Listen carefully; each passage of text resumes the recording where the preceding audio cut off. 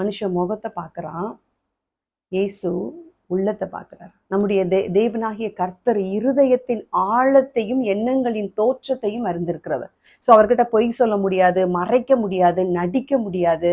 அதெல்லாம் பார்த்தீங்கன்னா மனுஷங்கிட்ட பண்ணலாம், ஆனா தெய்வத்திடம் அப்படி நம்ம பண்ண முடியாது. அந்த அம்மா அப்படி ஒரு உண்மையுள்ள ஒரு சீஷராகவும் உண்மையாகவே தேவனை அவங்க பின்பற்றியவங்களாகவும் இருந்ததுனால தானே அவங்க உள்ளத்தை பார்த்தார் ஆண்டவர். No matter how your past was, நம்முடைய கடந்த கால வாழ்க்கை எப்படி வேணாலும் இருந்துட்டு போகலாம், எப்படி வேணாலும் இருக்கட்டும்.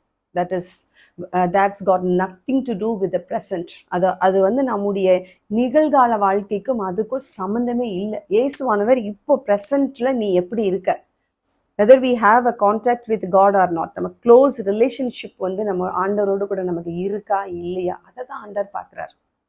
நம்ம ரிலேஷன்ஷிப் எப்படி இருக்கா, அது ஆணாக இருக்கலாம், பெண்ணாக இருக்கலாம், ஆனால் உங்க பாஸ்ட் எப்படி வேணாலும் இருந்திருக்கலாம்.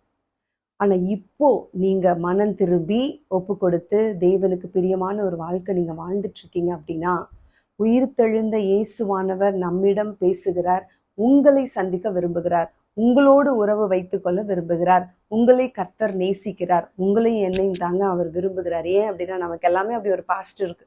நம்ம ஏதோ ஒரு பாவம் செஞ்சிருப்போம். நாட் ஓன்லி இந்த பர்டிகுலர் பாவம்னு வச்சுக்கோங்களேன், இந்த மகதலேனாள் மரியாள் செய்த பாவம் மாத்திரம் அல்ல, பிசாசு பிடித்தவங்களா இருந்திருப்போம்.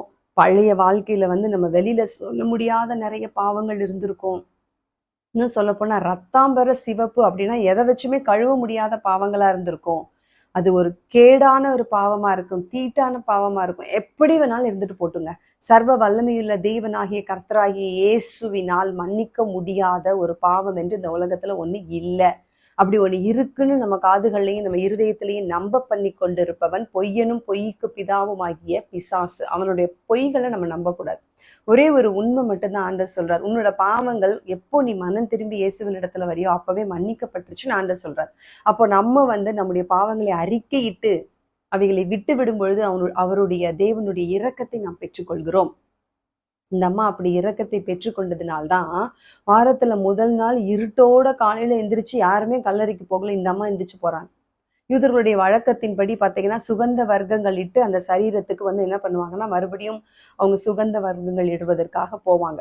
அந்த வழக்கத்தின்படி இந்த அம்மா ஒரு பெண்ணாக இருந்தாலும் அவ்வளோ ஒரு என்னுடைய ரட்சகர், என்னை மன்னித்தவர், என் ஜீவனை காப்பாற்றியவர், என் மானத்தை காப்பாற்றியவர், அன்றைக்கு நான் செத்து போயிருப்பேன் சரிங்களா. அன்னைக்கு அத்தனை ஜனங்கள் என்னை நியாயம் தீர்த்த பொழுது அவர்களுடைய கையிலிருந்து என்னை தப்புவித்தவர், என் பாவ வாழ்க்கையிலிருந்து எனக்கு ஒரு விமோச்சனத்தையும் விடுதலையும் கொடுத்தவர், 7 பிசாசுகளினால் துக்கப்பட்டு கொண்டிருந்த என்னை